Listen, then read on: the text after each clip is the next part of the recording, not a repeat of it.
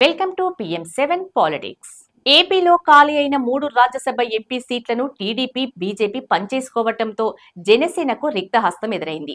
ఈ నేపథ్యంలో ఆ సీటుపై ఆశలు పెట్టుకున్న జనసేన ప్రధాన కార్యదర్శి కొణిదెళ్ల నాగబాబును సంతృప్తి పరిచేందుకు ఆయన్ను త్వరలో కేబినెట్లోకి తీసుకోబోతున్నట్లు సీఎం చంద్రబాబు అనూహ్య ప్రకటన చేశారు.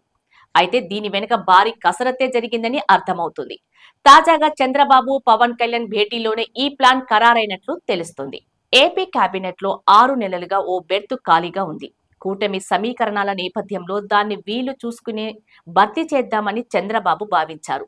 అయితే తిరుపతి లడ్డు వివాదం తర్వాత జాతీయ స్థాయిలో పవన్ కళ్యాణ్ హవా పెరిగింది. ఇప్పుడు ఏ రాష్ట్రంలో ఎన్నికలు జరిగినా పవన్ ను పిలిచి ప్రచారం చేయించేందుకు బీజేపీ తహతహలాడుతుంది. దీంతో పవన్ కూడా అంతే స్పీడ్గా స్పందిస్తున్నారు. ఏపీలో ఎలాగో ఇప్పట్లో ఎన్నికలు లేవు కాబట్టి ఇతర రాష్ట్రాల్లో ప్రచారానికి ఆయన సై అంటున్నారు.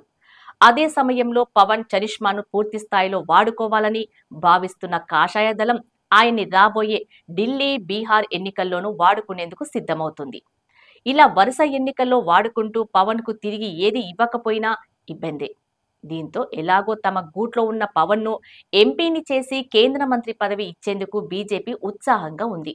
ఈ మేరకు ఇప్పటికే ఆయనకు సంకేతాలు కూడా ఇచ్చినట్లు తెలుస్తోంది.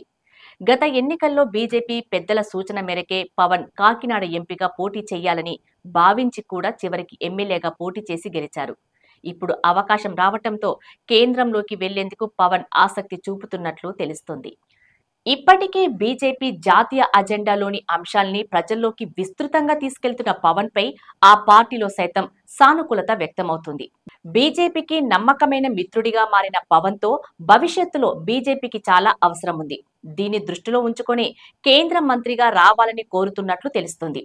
దీంతో తన స్థానంలో కేబినెట్ లోకి అన్న నాగబాబును పవన్ పంపేందుకు పవన్ కసరత్తు చేస్తున్నారని, అందుకే చంద్రబాబు హడావుడిగా పవన్ నిర్ణయం మేరకు నాగబాబుకు లైన్ క్లియర్ చేసినట్లుగా తెలుస్తోంది.